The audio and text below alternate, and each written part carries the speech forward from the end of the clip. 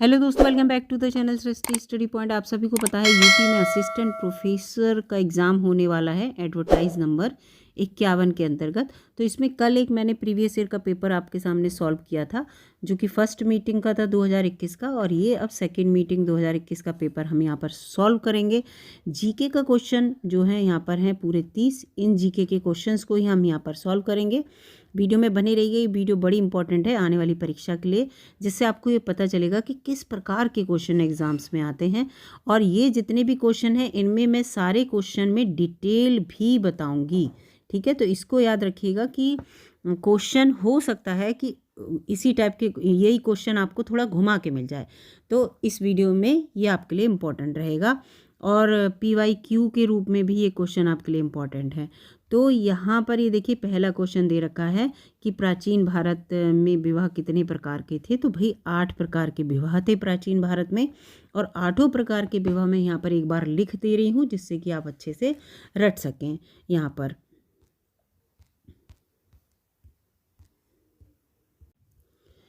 तो ये देखिए, यहाँ पर पहला जो विवाह है वो है ब्रह्म विवाह, ठीक है। विवाह आगे आप समझ लीजिएगा। दूसरा है दैव विवाह, तीसरा है आर्ष विवाह, चौथा यहाँ पर जो है वो है प्रजापात्य विवाह, और फिर पांचवा यहाँ पर जो है वो है असुर विवाह, ठीक है। छठा यहाँ पर है गंधर्व विवाह, और फिर यहाँ पर जो सातवां है वो है राक्षस विवाह, और आठवां जो है वो है पैशाच विवाह। अब मैं आपको यहाँ पर बता दूँ, जैसे सीक्वेंस से लिखे हैं वैसे इनकी इंपॉर्टेंस है, यानी कि सबसे अच्छा ब्रह्म विवाह माना जाता है, सबसे खराब पैशाच विवाह माना जाता है। और जो आजकल हमारे यहाँ जो कन्यादान वाले सिस्टम से विवाह होता है वो प्रजापात्य विवाह होता है। तो ये 8 प्रकार के विवाह मैंने आपको बता दिए, इसलिए बता दिए, हो सकता है इस क्वेश्चन को घुमा के कह दिया जाए कि प्राचीन भारत में जो 8 प्रकार के विवाह थे उनमें से ये इनमें एक कौन सा नहीं है। 3 आपको विवाह लिख दिए जाए सही वाले और एक आपको गलत लिख दिया जाए, तो आपको वो देखना होगा। जब आपको 8 पता होंगे तभी तो आंसर बता पाएंगे। अगला यहाँ पर क्वेश्चन, यहाँ बड़ा इंपॉर्टेंट क्वेश्चन है। इसमें देखिए लिखा है कि किस भारतीय राष्ट्रवादी नेता ने दांडी मार्च की तुलना नेपोलियन की पेरिस यात्रा से की थी। तो भाई सुभाष चंद्र बोस ने की थी इसी दांडी मार्च की तुलना, और दांडी मार्च को सविनय अवज्ञा आंदोलन भी कहते हैं, ठीक है। तो अगर सविनय अवज्ञा आंदोलन के रूप में आ जाएगा तो भी यही है। और दांडी मार्च जो है वो जो ब्रिटिश ने हम लोगों के ऊपर नमक पर कर लगा दिया था, नमक जैसी चीज़ पर, उसके विरोध में ये जो है वो आंदोलन हुआ था। और ये आंदोलन जो है वो 12 मार्च 1930 को स्टार्ट हुआ था, और ये चला था 6 अप्रैल 1930। उसके बाद मई में जो है वो गांधी जी को यहाँ पर गिरफ्तार कर लिया गया, वो सब था। और इसमें जो थे 78 लोग इनके साथ थे, और ये लोग 241 मील तक चले थे, ठीक है। तो ये इस टाइप के क्वेश्चन आते हैं, इसलिए सारे मैंने यहाँ पर कॉन्सेप्ट आपको बता दिए। अगला यहाँ पर प्रश्न है कि निम्नलिखित में से कौन सा तत्व मोनाजाइट रेत में पाया जाता है। तो मोनाजाइट रेत में आपको बता दूं ये केरल में मिलती है ये रेत, ठीक है।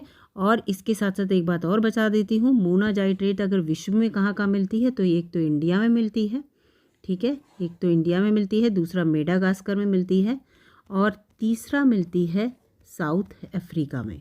तो ये 3 जगह आपको ये वाली रेत मिलेगी, भूरे कलर की रेत होती है। और इसमें जो रेत पूछा है कौन सा तत्व, तो इसमें जो तत्व पाया जाता है वो यहाँ पर पाया जाता है थोरियम, ठीक है। इसके अलावा और भी तत्व पाए जाते हैं, जैसे कि लेंथेनम है, सीरियम है, ठीक है। जैसे कि यहाँ पर नियोडिमियम है, प्रोजेडियम है, ये सब बहुत सारे पाए जाते हैं। लेकिन मैं आपको बताऊँ सीरियम सबसे ज़्यादा पाया जाता है इस रेत में, जो कि 45 से 48% तक होता है। तो ये चीज़ यहाँ पर ध्यान रखना कि ये क्वेश्चन भी आ सकता है कि मोनाजाइट रेत में सबसे ज़्यादा कौन सा तत्व पाया जाता है, तो वो आप याद रखना सीरियम है। अगला यहाँ पर प्रश्न है कि 1857 में जब पुरानी राइफल के स्थान पर जिस नई राइफल का प्रयोग करने का निर्णय लिया गया था, जिसकी वजह से ये 1857 की क्रांति हुई थी, है ना, कि वो मुस्लिमों को ये कहा गया था कि इस राइफल में जो वो लगती है बुलेट, वो सुअर की चर्बी से बनी है, और हिंदुओं के लिए कहा गया था गाय की चर्बी से। तो उस वजह से तो यहाँ पर नई राइफल का प्रयोग किया गया था, उसका नाम क्या था, तो उसका नाम था एनफील्ड राइफल, ये यहाँ पर है। और मैं आपको बता दूं, एनफील्ड राइफल जो है वो उस समय के जो गवर्नर जनरल थे हेनरी, आप लिख लीजिएगा, ये क्वेश्चन आ सकता है कि कौन से गवर्नर जनरल के टाइम में, हेनरी हार्डिंग थे गवर्नर जनरल, उनने इसको शुरुआत की थी और वो 1844 से लेकर 1848 तक जो थे वो जो है वो यहाँ गवर्नर जनरल रहे थे भारत के, तब इन्होंने ये शुरू की थी, ये वाली राइफल बदली थी। अगला यहाँ पर प्रश्न आता है, 5वां प्रश्न है, किस शासक के शासनकाल में राग दर्पण का फारसी अनुवाद किया गया था? तो ये जो राग दर्पण का फारसी अनुवाद है वो जिसके अंतर्गत किया गया था वो था यहाँ पर, ये 1 मिनट,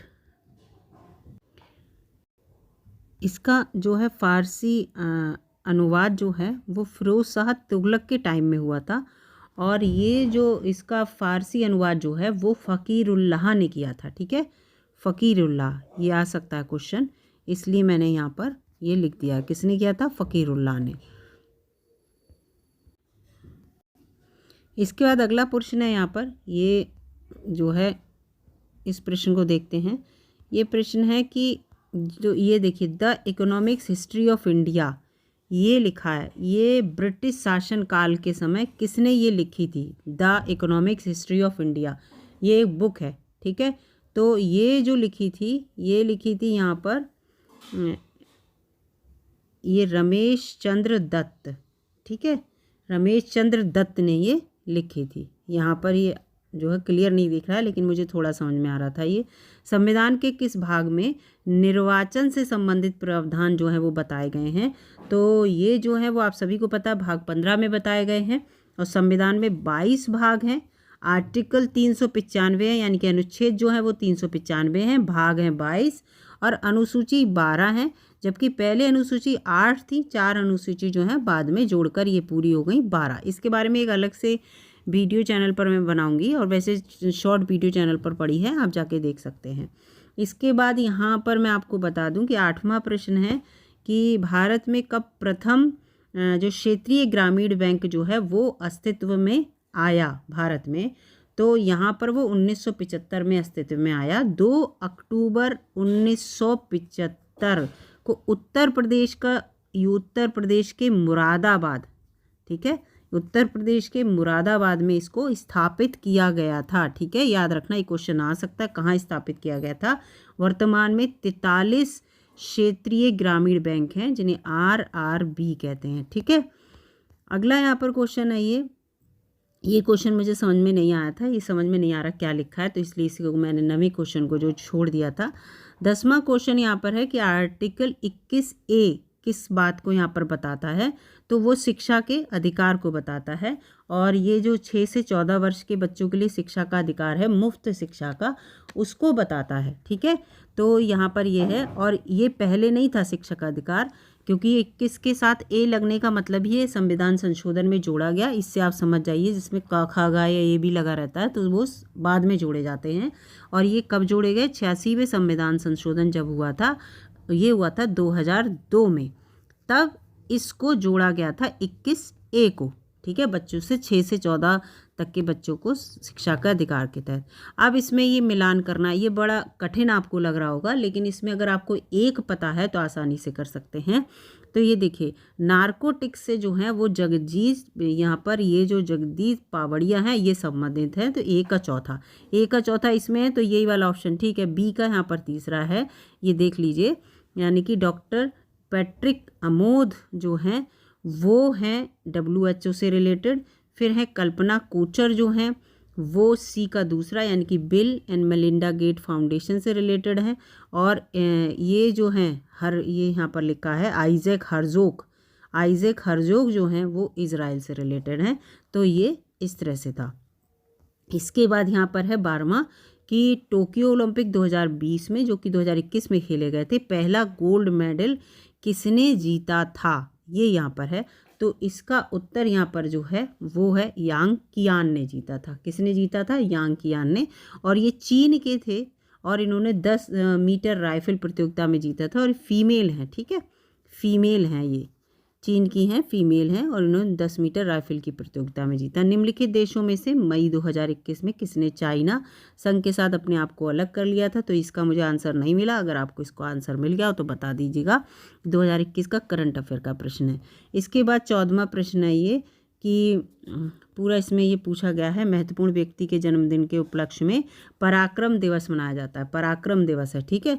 तो ये सुभाष चंद्र बोस के जन्मदिन के उपलक्ष्य में मनाया जाता है और 23 जनवरी, ठीक है, 23 जनवरी 2021 को इसे शुरू किया गया था, इस पराक्रम दिवस को मनाने के लिए, जब उनकी 125वीं जयंती थी। इसको ध्यान रखिएगा यहाँ पर, पराक्रम दिवस। 15वां क्वेश्चन पूछा है कि यहाँ पर ये जो है सबरी संकल्प योजना, सबरी संकल्प योजना उत्तर प्रदेश में पूछी है। ये देखिए, उत्तर प्रदेश में सबरी संकल्प योजना ये किस लक्ष्य के लिए शुरू की गई थी? तो ये जो है वो कुपोषण समाप्त करने के लिए, ए है, ठीक है, कुपोषण समाप्त करने के लिए शुरू की गई थी। और ये जो है आंगनवाड़ी से रिलेटेड, जो मतलब जो महिलाएं, जैसे आंगनवाड़ी के अंतर्गत उन्हें महिलाओं को खाना दिया जाता था, लाभान्वित होती थी और पैसा दिया जाता था, ठीक है, पैसा दिया जाता था। और 29 जिलों में ये चला था और ये यहाँ पर 73,793 आंगनवाड़ी केंद्र जो है इन पर ये चला था। इसके बाद ये है रिफ्लेक्टिव टीचिंग। क्या है रिफ्लेक्टिव टीचिंग? तो ये है विचारों का पुनरुत्थान है। इसके बाद 17वां क्वेश्चन इसमें पूछा गया है, ये यहाँ पर ये भी मुझे समझ में ही नहीं आया पढ़ने में बिल्कुल। ये क्या है पता नहीं क्या, अनुसंधान प्रक्रिया में निम्नांकित सोपानों में से, अब थोड़ा पढ़ने में हल्का आ रहा है, लेकिन ये सही से समझ में नहीं आ रहा था मुझे, क्योंकि इसके ऑप्शन नहीं आ रहे थे समझ में। हाँ, तो इसलिए ये क्वेश्चन भी मैं नहीं बता पाई। अगर किसी के पास इसका आंसर हो या क्लियर क्वेश्चन हो तो टाइप करके बताइएगा। फिर है, निम्नलिखित में से कौन एक साक्षात्कार का प्रकार नहीं है? तो वही विशेष नहीं है, जबकि ये संरचित और संरचित और असंरचित ये जो हैं ये तीनों होते हैं, ठीक है, लेकिन विशेष नहीं होता, ठीक है। सेमी स्ट्रक्चरल, स्ट्रक्चर्ड और अनस्ट्रक्चर्ड, इंग्लिश में ये कहते हैं इसे। 19वां यहाँ पर है, ये 19वां विश्वविद्यालय अनुदान आयोग के प्रथम अध्यक्ष। तो पूरा यूजीसी से रिलेटेड एक वीडियो मैंने बनाई है, ठीक है, यूजीसी गलत लिख दिया मैंने, यूजीसी से रिलेटेड एक वीडियो मैंने पूरी बनाई है, उस वीडियो में देखिएगा। मैंने बताया है प्रथम अध्यक्ष कौन थे, डॉक्टर शांति स्वरूप भटनागर। पूरी डिटेल के लिए वो वीडियो आप जाके देख लीजिएगा। 20वां क्वेश्चन इसमें पूछा है कि निम्नलिखित में से कौन शिक्षण की पूर्व क्रिया अवस्था है? तो पूर्व क्रिया अवस्था जो होती है वो क्रमबद्ध करना होता है। सब कुछ को आप क्रमबद्ध करेंगे तब पूर्व क्रिया कोई काम करने से पहले, यानी कि बच्चों को पढ़ाने से पहले की अवस्था क्या है? हर चीज़ आपका क्रमबद्ध रूप से होगा कि ये पहले पूछूंगा फिर उसके बाद ये। तो इसका सी ऑप्शन यहाँ पर ठीक होगा। 21वें क्वेश्चन पे यहाँ पे आते हैं। 21वां क्वेश्चन है, निम्नलिखित में से कौन शिक्षण की पूर्व क्रिया अवस्था है? ये 20वां ही अच्छा, क्रमबद्ध करना। 21वां है कि सॉफ्टवेयर प्रोग्राम जिसका उपयोग वेब पृष्ठ यानी कि वेब पेजेस जितने हैं उनको देखने के लिए किया जाता है तो वो ब्राउज़र कहलाता है। अगला है जीपीयू की फुल फॉर्म पूछिए यहाँ पर। जीपीयू की फुल फॉर्म कंप्यूटर के रेफरेंस में क्या है? तो वो है graphics processing unit, graphics processing unit. इसके बाद यहाँ पर आ जाते हैं 23वां, a web page can be design by using of, किसके द्वारा यूज़ करके हम वेब पेज बना सकते हैं? तो वो इसका उत्तर यहाँ पर है, यहाँ मैं आपको बताऊँ HTML, HTML इसका उत्तर सही होगा। इसके बाद यहाँ पर है इंटरनेट संचार में कुकी का उपयोग किसके लिए किया जाता है? कुकी के बारे में पूछा है 24वां। तो ये पूरे सत्र के लिए की ओर से पूरी जानकारी रखना ये है, मतलब कोई भी व्यक्ति कंप्यूटर पर कितने बजे बैठा, कब चला, कब गया, ये पूरी जो आपकी टाइमिंग है उसका पूरी जानकारी रखता है, ठीक है। इसके बाद यहाँ पर अगला प्रश्न है 25वां, निम्नलिखित में से कौन एक पुरस्कार संगणक, मतलब ये कंप्यूटर के क्षेत्र में पूछा है कि उत्कृष्ट कार्य करने के लिए पुरस्कार दिया जाता है। तो जो कंप्यूटर के क्षेत्र में वो पुरस्कार दिया जाता है वो है यहाँ पर ट्यूरिंग पुरस्कार, ठीक है, ये है ट्यूरिंग अवार्ड है और ये 1966 से दिया जाता है ये वाला पुरस्कार, ये ठीक है, ये वाला कंप्यूटर के क्षेत्र में 1966 से दिया जाता है। और एलन एम ट्यूरिंग नाम के जो थे उनके ये ब्रिटिश गणितज्ञ थे, इनके नाम पर इस पुरस्कार को रखा गया था। ठीक है, ब्रिटिश गणितज्ञ थे ये एलन एम ट्यूरिंग। इसके बाद 26वां है एबायोटिक कंपोनेंट इकोसिस्टम में कौन सा है, तो भाई ह्यूमस है, जो कि जब डिकम्पोज हो जाता है प्रोडक्ट और ब्राउन ब्राउन रह जाता है मिट्टी जैसा, तो वो है एबायोटिक। ठीक है, अजैविक, जिसमें जान नहीं होती, और जबकि इन सब में जान होती है, इसलिए इसका बी ऑप्शन है। 27वां इसके अंतर्गत है निम्न कथनों में से इको मार्क किससे संबंधित है, तो भाई इसे BIS द्वारा दिया जाता है, बिल्कुल सही है। पर्यावरण के अनुकूल में दिया जाने वाला उत्पाद है, ये भी बिल्कुल ठीक है। ये योजना 2000 में प्रारंभ हुई, ये गलत है, क्योंकि ये योजना जो है 1991 में प्रारंभ हुई थी, तो इसलिए केवल 1 और 2 इसका ऑप्शन ठीक है।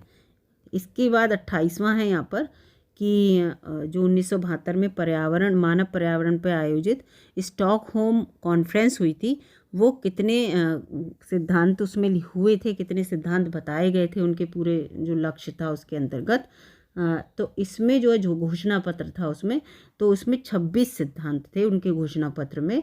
और ये जो 1972 में हुई थी वो 5 जून से 16 जून के बीच हुई थी। 5 जून को पर्यावरण दिवस होता है, इसके बीच में हुई थी। ठीक है, तो इसमें और 113 सदस्यों ने इसमें भाग लिया था, ये भी याद रखना।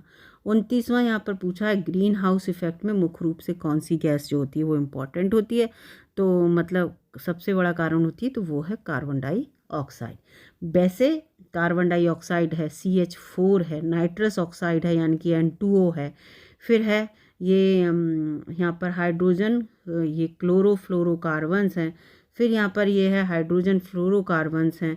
तो ये सब जो होती हैं ये सब ग्रीन हाउस गैसेज हैं। इसके बाद लेकिन सबसे ज़्यादा हानिकारक कार्बन डाइऑक्साइड है। इसके बाद पृथ्वी तल के नीचे पिघली चट्टान जो होती है उसको क्या कहते हैं, पृथ्वी तल के सीधे नीचे जो पिघली हुई चट्टान होती है वो मैग्मा कहलाती है। और यही मैग्मा जब नीचे इकट्ठा हो जाता है और फटकर बाहर निकलता है। ठीक है, क्योंकि ये वाष्पशील और ठोस, इसमें गैस होती है और ठोस, ये बिल्कुल उस रूप में मिश्रण होता है। और इसका तापमान जो होता है मैग्मा का वो 700 से 1300 डिग्री तक होता है। याद रखिएगा, ये आ सकता है मैग्मा का तापमान कितना होता है, तो 700 से 1300 डिग्री तक होता है। और जब ज्वालामुखी फटता है मैग्मा का तो ये बाहर निकलता है, और जब ये बाहर निकलता है मैग्मा तब ये लावा बन जाता है। क्या बन जाता है, लावा। तो मैग्मा और लावा में अंतर है। मैग्मा ज़मीन के अंदर चुपचाप पड़ा रहता है, गर्म होता है, लेकिन जब ज्वालामुखी फटकर यही मैग्मा बाहर निकलता है तो ये लावा में कन्वर्ट हो जाता है। और ये लावा जब जम जाता है पृथ्वी की सतह पर तो ये चट्टान बन जाती है। वो चट्टान होती है आग्नेय चट्टान, यानी कि आग ही तो है, इतना ज़्यादा टेम्परेचर था मैग्मा में जो, तो वही समझ लीजिए आग्नेय चट्टान बन जाती है। तो यहाँ पर ये मैंने आपको बता दिए पूरे 30 क्वेश्चन। 2-3 क्वेश्चन मुझे थोड़े समझ में नहीं आए, 2 पढ़ने में नहीं आए, एक का मुझे आंसर समझ में नहीं आया। अगर आपको पता हो तो ज़रूर बताइएगा, और वीडियो अच्छी लगी हो तो लाइक कीजिएगा। चैनल पर नए हो दोस्तों तो सब्सक्राइब भी कर लीजिएगा, और अपने दोस्तों में शेयर भी कर दीजिएगा। मिलूंगी अगली वीडियो में, तब तक के लिए नमस्कार, धन्यवाद।